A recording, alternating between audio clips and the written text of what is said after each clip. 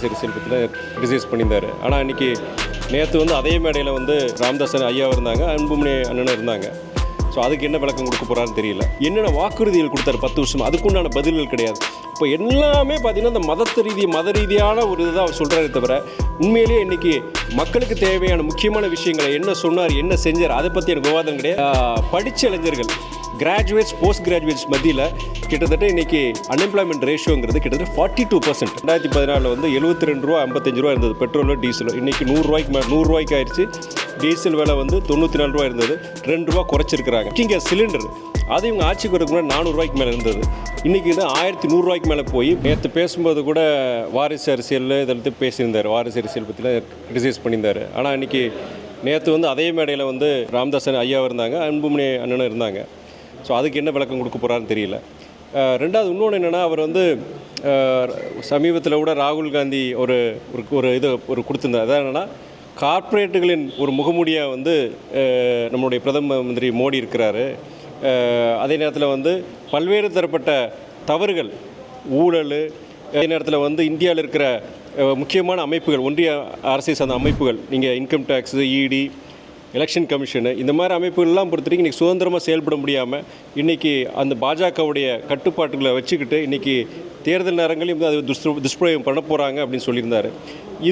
இதை வச்சு என்ன திடீர்னு என்ன பண்ணிட்டாருன்னா, இதுக்கு ஒரு நேரடி ஒரு பதில் கொடுக்காம அவர் என்ன சொல்லிட்டாருன்னா, இது வந்து ராகுல் காந்தி வந்து இந்து மத கடவுளை கொச்சைப்படுத்துகிற சக்தியை சொல்கிறாரு. அப்போ சக்தி வந்து இப்போது சக்திங்கிறது நம்முடைய அம்மா, சகோதரி, மகள் தான் சக்தி. இது அதை போய் பேசிட்டாருன்னு சொல்லிட்டு உடனே மத ரீதியான ஒரு இதை கொடுக்குறாரு. ஆனால் வந்து ராகுல் வந்து பல குற்றச்சாட்டுகள் வச்சுருந்தார் அந்த இதில். இன்றைக்கி வந்து அன்எம்ப்ளாய்மெண்ட், வேலை வாய்ப்பு இல்லாமல் இருக்கிறது, அதேமாதிரி பணவீக்கம், பல்வேறு பிரச்சனைகள். அதாவது இன்றைக்கி பெட்ரோல் டீசல் விலை அவங்க ஆட்சிக்கு வரதுக்கு முன்னாடி 2014 வந்து 72 ரூபா 55 ரூபா இருந்தது பெட்ரோலோ டீசலோ. இன்றைக்கி 100 ரூபாய்க்கு ஆயிடுச்சு. டீசல் விலை வந்து 94 ரூபா இருந்தது, 2 ரூபா குறைச்சிருக்கிறாங்க. எல்லாருக்கும் தெரியும். அப்போ என்ன காரணம் சொன்னாங்க, பெட்ரோல் ப்ரைஸ் கூடும்போது, டீசல் ப்ரைஸ் கூடும்போது சர்வதேச சந்தையில் கச்சா எண்ணெயோடைய விலை வந்து கூடிகிட்டே போகுது, நாங்கள் என்ன பண்ண முடியும், அதனால தான் நாங்கள் ஏற்றுறோம்னு சொன்னாங்க. ஆனால் அதுக்கப்புறம் இந்த 10 வருஷத்தில் ரொம்ப கீழே இறங்கி வந்துருச்சு. கிட்டத்தட்ட 30 விழுக்காடு 40 விழுக்காடு வந்து சர்வதேச சந்தையில் கச்சா எண்ணெயோடைய விலை இறங்கிருச்சு. குறிப்பாக பார்த்தீங்கன்னா இந்த லாஸ்ட் 2 இயர்ஸ், கடந்த 2 வருடமாக ரஷ்யா கிட்டேருந்து கிட்டத்தட்ட டாலர் பீப்பா வந்து $70 கீழே வாங்கிட்டு இருக்கிறாங்க. அப்புறம் யோசிச்சு பாருங்கள், அவங்க விலை ஏற்றும் போது கிட்டத்தட்ட $100 மேலே போயிட்டு சொன்னாங்க. 30% மேலே வந்து இன்றைக்கி விலை இறங்கியிருக்கு சர்வதேச சந்தையில் கச்சா எண்ணெயோட விலை இறங்கி. ஆனால் இவங்க குறைச்சது இப்போ எலெக்ஷனுக்கு முன்னாடி 2 ரூபா குறைச்சிருக்கிறாங்க. இது வந்து என்னென்னா இவங்களுடைய ஒரு அது இல்லாமல் சமையல் எரிவாயு, குக்கிங் கேஸ் சிலிண்டர், அது இவங்க ஆட்சிக்கு வரதுக்கு முன்னாடி 400 ரூபாய்க்கு மேலே இருந்தது. இன்றைக்கி வந்து 1100 ரூபாய்க்கு மேலே போய் போன 5 மாநில சட்டமன்ற தேர்தலுக்காண்டி அப்போது ஒரு 200 ரூபா குறைச்சாங்க. இப்போ திடீர்னு விமென்ஸ் டே அன்றைக்கி பார்த்து 100 ரூபா குறைச்சிருக்கிறாங்க. ஒவ்வொரு வருஷம் விமென்ஸ் டே வரதான் செய்யுது, மகளிர் தினம் வரதான் செய்யுது. அப்போல்லாம் குறைக்காமல் இப்போ குறைச்சிருக்கிறாங்க. இது வந்து என்னென்னா, இந்த குறிப்பாக இந்த ஃபியூல் ப்ரைஸஸ், பெட்ரோல், டீசல், கேஸுடைய இந்த இதனால தான் இன்றைக்கி எல்லா பொருட்களுடைய விலையும் இன்றைக்கி கூடியிருக்கு. இன்றைக்கி நம்மளுடைய எதிர்க்கட்சிகள் சில தமிழ்நாட்டில் என்ன சொல்கிறாங்கன்னா, விலையேற்றத்திற்கு வந்து மாநில அரசு குறை சொல்கிறாங்க. அதுக்கு முழு காரணம் ஒன்றிய அரசு. அவங்க வந்து இந்த ஃபியூல் ப்ரைஸஸை வந்து இதை வந்து அவங்க கண்ட்ரோல் பண்ணாததுனால, குறைக்காதனால தான் இன்றைக்கி எல்லா பொருட்களுடைய விலை ஏறிடுச்சு. அது மாத்திரம் இல்லாமல் இன்றைக்கி வேலைவாய்ப்பில் உருவாக்குறேன்னு சொன்னார். ஒரு வருஷத்துக்கு 2 கோடி வேலைவாய்ப்புகள் சொன்னார். இந்த 10 வருஷத்தில் குறைஞ்சபட்சம் அவர் 20 கோடி வேலைவாய்ப்புகள் உருவாக்கியிருக்கணும். இல்லை, இன்ஃபேக்ட் படித்த இளைஞர்கள், கிராஜுவேட்ஸ், போஸ்ட் கிராஜுவேட்ஸ் மத்தியில் கிட்டத்தட்ட இன்றைக்கி அன்எம்ப்ளாய்மெண்ட் ரேஷியோங்கிறது கிட்டத்தட்ட 42%, 42 விழுக்காடு இருக்குது. இந்திய வரலாற்றிலே இவ்வளோ மோசமாக போனது கிடையாது. டோட்டல் அன்எம்ப்ளாய்மெண்ட் ரேஷியோ வந்து பார்த்திங்கன்னா கிட்டத்தட்ட 7% இருக்குது. ஆனால் எஜுகேட்டட் கிராஜுவேட்ஸஸ் மத்தியில் 42 விழுக்காடு இருக்குது. இது ரொம்ப மோசமானது. இதை பற்றி உண்டான பதில்கள் கிடையாது. என்னென்ன வாக்குறுதிகள் கொடுத்தாரு 10 வருஷம், அதுக்குண்டான பதில்கள் கிடையாது.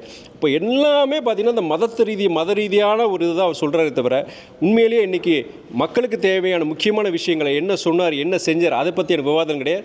19 ஒரு குற்றச்சாட்டு வைக்கிறாரு. இங்கே இருக்க தமிழ்நாடு அரசு வந்து நாங்கள் எல்லாம் நிதி கொடுத்து செஞ்சு கொள்ளடிக்கிறாங்க, இங்கேருந்து நிதியை வந்து சரியாக பயன்படுத்திக்க சொல்லுங்கள். எந்த நிதி கொடுத்தாங்க? சென்னை மெட்ரோ ரயில் ஃபேஸ் 2 எக்ஸ்பான்ஷனுக்கு வந்து 63,000 கோடி. அதுக்கு வந்து இன்றைக்கி ஒன்றிய அரசு 1 பைசா கூட கொடுக்கல. அந்த ஸ்கீம் வந்து அது வேலைகள், திட்டப்பணிகள் வந்து அதில் ஒரு தொய்வு ஏற்பட்டுறக்கூடாதுன்னு சொல்லிட்டு நம்ம மாநில அரசு, தமிழ்நாடு அரசு 9,000 கோடி செலவு பண்ணாங்க. கம்மிங் இயருக்கு வந்து 12,000 crores செலவு, 24-25 இயர் 2024-25க்கு 12,000 crores அலோகேட் பண்ணியிருக்கிறாங்க.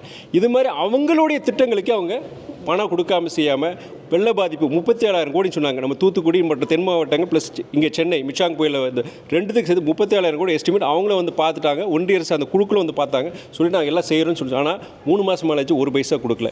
இதெல்லாம் பண்ணிட்டு மக்களுக்கு வந்து இன்றைக்கி நிறைய பேர் இன்னொன்று சொல்கிறேன். நான் ஒரு முக்கியமான மெசேஜ் என்னென்னா, இன்றைக்கி யங்ஸ்டர்ஸ் குறிப்பாக யாருமே வந்து பேப்பர்ஸ் படிக்கிறதில்ல. நியூஸ் பேப்பர், அதாவது செய்திகள் இந்த மாதிரி தொலைக்காட்சியுடைய செய்திகளோடு பார்க்குறது. அவங்க எல்லாமே பார்த்தீங்கன்னா வாட்ஸ்அப் யூனிவர்சிட்டி. இன்றைக்கி சோஷியல் மீடியாவில் அவங்க பரப்பப்படுற தவறான செய்திகளை வச்சுட்டு தான் அவங்க ஒரு இது வர்றாங்க, ஒரு சிந்தனை, ஒரு நிலைப்பாடுக்கு வராங்க. இப்போ அரசியலில் எப்படி இந்த ஆட்சி, இந்த கட்சி இப்படி சொல்கிறாங்க. ஆனால் இன்றைக்கி அவங்க செய்தித்தாள்களை படிக்கணும். குறிப்பாக இன்றைக்கி தொலைக்காட்சி நிறுவனங்களுடைய செய்திகளை அவங்க கேட்கணும். கேட்டால் தான் இன்றைக்கி என்ன ஒவ்வொரு கட்சி என்ன சொன்னாங்க, இன்றைக்கி என்ன செஞ்சாங்கன்னு தெரியும். முழுக்க நீங்கள் பாஜகவும் சரி, நம்மளுடைய பிரதமர் மோடி அவர்களும் சரி, அதாவது முரண்பாடுகளின் மொத்த உருவம் வந்து சொல்லணும், நம்ம சுருக்கமாக சொல்லணும்.